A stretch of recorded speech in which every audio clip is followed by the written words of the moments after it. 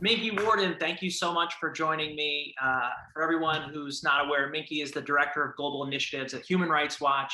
I've had the honor and the pleasure of working with Minky for a number of years now, doing lots of good trouble, creating lots of good trouble in the world of human rights and sports. And thank you so much for being with me on the doorstep of this year's Olympics and Paralympics.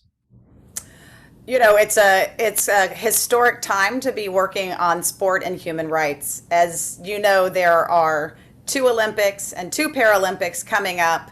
That's a historic occasion, but it's also one of those rare opportunities to significantly move the ball for human rights for athletes, but also for everyone who's affected by this trillion-dollar industry of sport around the world.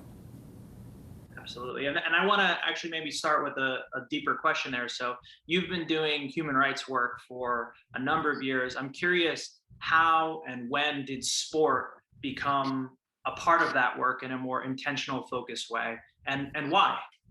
Yeah.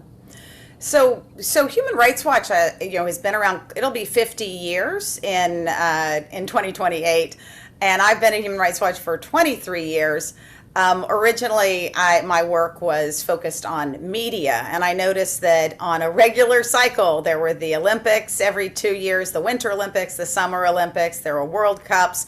There were these moments when billions of people were tuning in and paying attention. And I thought, well, what if we could deploy that in the service of human rights, right?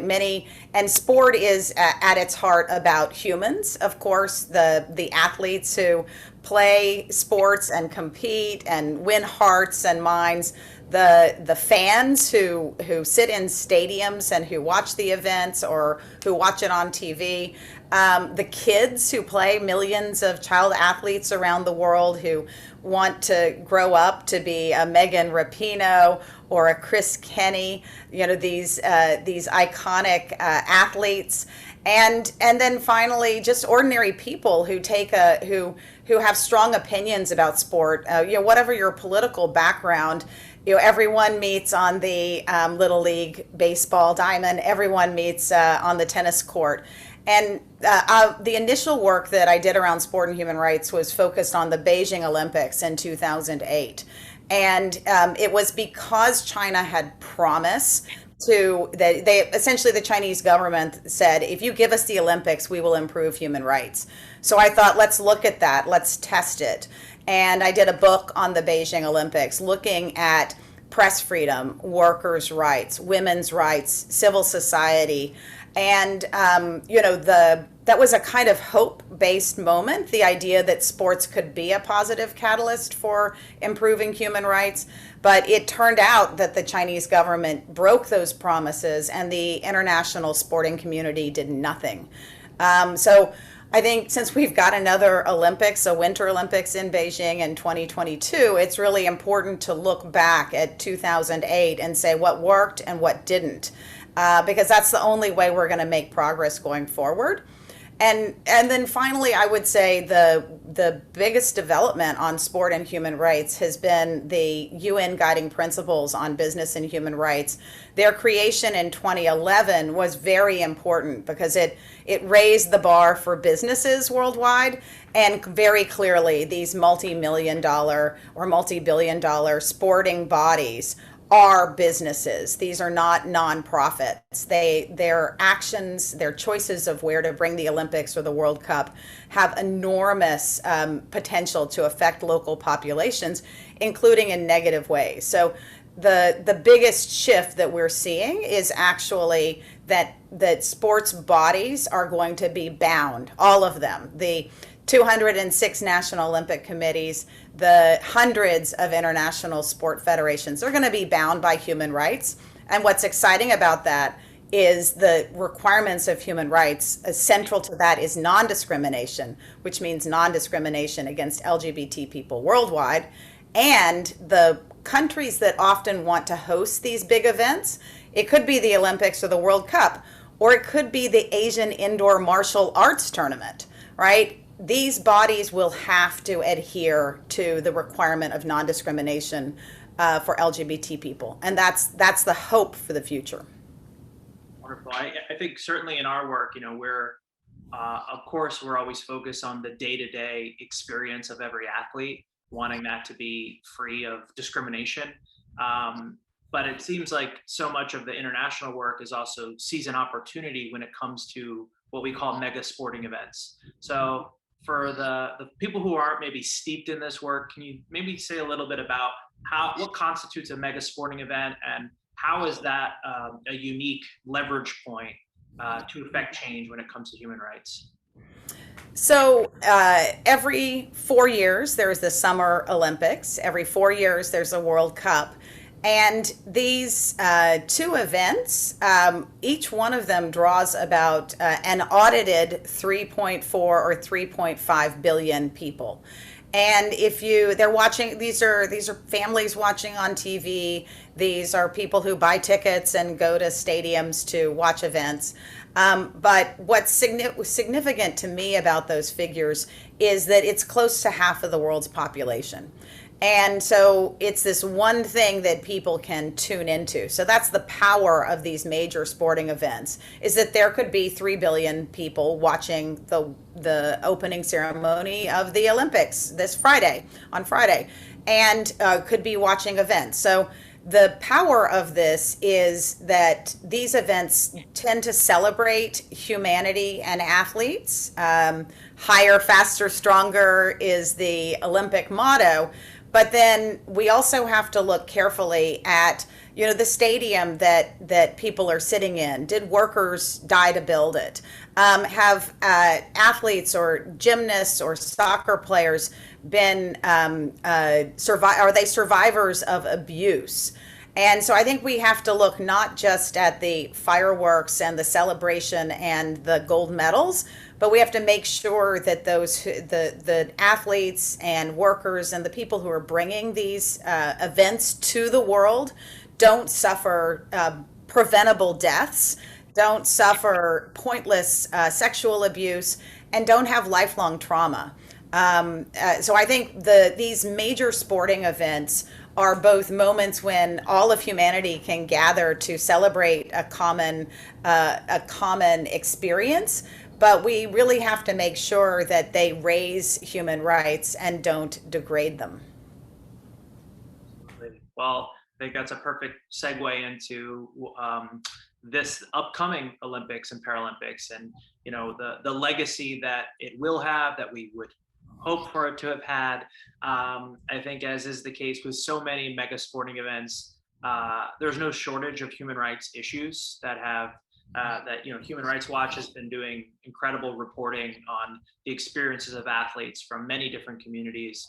I want to kind of go piece by piece, because I don't want to take time and attention away from some of these horrible things that you all have been finding and uncovering. Maybe we could start with the recent report on athlete abuse.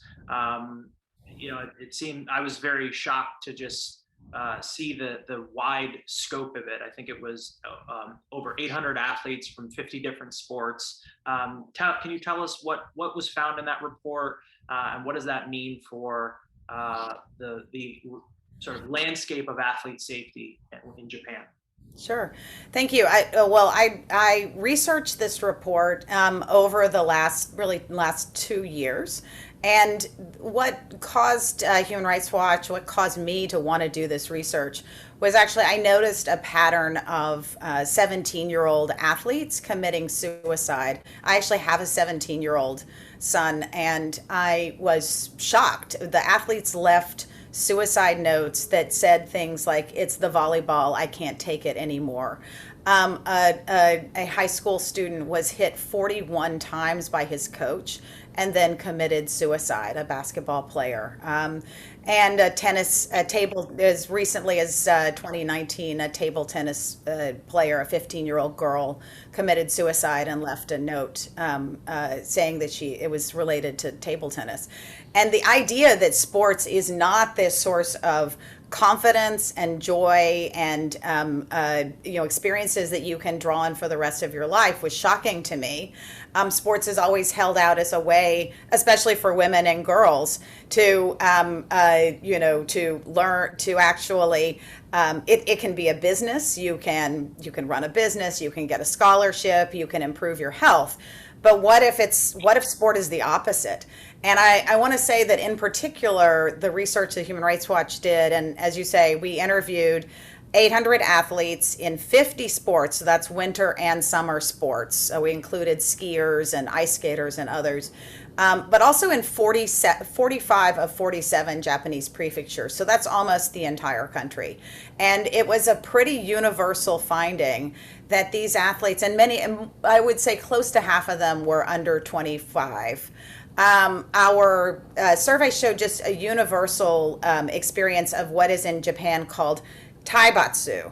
And taibatsu is an actual Japanese word that means beatings in training, right? Corporal punishment. And some of I will carry with me the stories of some of the athletes who spoke to us about their experiences. Swimmers who were lined up and punched into the pool when they didn't make their times or weren't listening to the coach. A top national volleyball player who's part of our coalition. She was a top player and now she's a coach. She said, every day I had the imprint of my coach's hand on my face. And, for those of us who've been athletes, it just seems completely counterproductive. But the other thing I heard in interviews was it's completely normalized and no one thinks it will change. So these suicides were revealed when Japan was bidding to host the Olympics and the Paralympics. And reforms were put in place. So we tested, did the reforms work? And the reforms are meaningless. So Japan, the host nation, really has failed to address a problem that is global, of course, child abuse in sport, but also has some very distinct qualities for Japan. And I would say, just to give one data point, at least 121 children have been killed in judo training between 1983 and now. And that's at least. Those are only measured in schools. That doesn't count judo clubs. So that's about 9 kids a year killed in judo training. And this is not an accident that happens. This is a kid arrived late for practice and the coach snapped his neck and he lost his life. So I think it's very important to use this moment to say we have to stop child abuse in sport, starting, in Japan, yes, the Olympic host, but much more widely. And one other thing I would say is the abuse that Human Rights Watch has documented also happens particularly with LGBT kids. You may remember Human Rights Watch did a report about bullying and beatings and hatred in the Japanese school system for LGBT kids. And that report was called "The Nail That Sticks Out Gets Hammered Down." And that was a 2015 report, and we have not seen the significant progress in ending bullying and hatred and stigma in schools that we would want in Japan. And that carries over to the sports field, in club sports and in school sports. So I think LGBT kids in Japan and worldwide face special risks in sport, while at the same time sport can be their great refuge. So I think we have a real responsibility to tackle child abuse in sport and to end it. Thank you for, it's like so heartbreaking to hear the findings of that research, the current landscape. And I think you're right, the report, what you found in that report is certainly not, doesn't stop at the border of Japan, right? It is a part of our sporting community globally in one way or another. But I thank you for that hard work, because I do believe that with transparency, hopefully comes a bit more accountability, and those reports, shine a light on things that people might not otherwise know about. You mentioned kind of the report, "The Nail That Sticks Out Gets Hammered Down." We know that the experience of LGBTQ youth and LGBTQ athletes definitely experience higher rates of bullying, drug and alcohol use, suicide ideation. Um, you know, these issues certainly don't happen in a vacuum, but I think that's a great opportunity to pivot to the work that Athlete Ally has been doing with Human Rights Watch and so many other activists and organizations in Japan around the Equality Act. So from an outsider looking in, we might assume, oh, Japan, I assume that it's probably a not too hostile of an environment for the LGBTQ community. For those who don't know about the legal landscape of LGBTQ protections or lack thereof, can you maybe tell our viewers a bit more about what is the current legal landscape in Japan when it comes to support and protections of the LGBTQ community? Yeah. So let me start with the legal landscape for human rights. Japan has no national human rights organization, right? So many countries have national human rights committees or councils. Japan has nothing. There are no protections for against discrimination on a racial, ethnic. Very few protections for women, both in the workplace and outside. And there are zero protections for LGBT people in national law.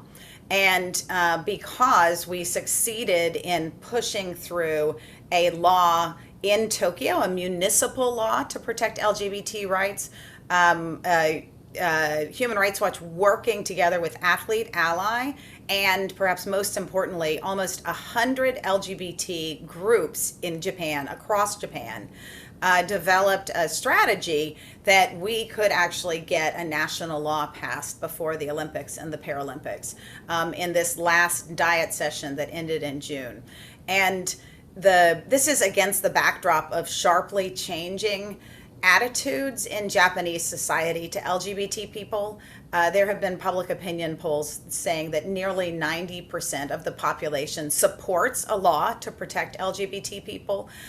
Young people in particular in Japan are very supportive of human rights, generally speaking, and LGBT rights as well.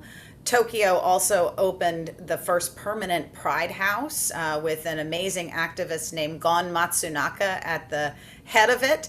And Athlete Ally, Pride House Japan, and GLAAD have just put out a fantastic media guide that is for the media, but I recommend it for everyone to read, that tells what this landscape is. So the short story is the landscape for LGBT people, LGBT athletes is no protections, no meaningful protections in law, except in municipal Tokyo.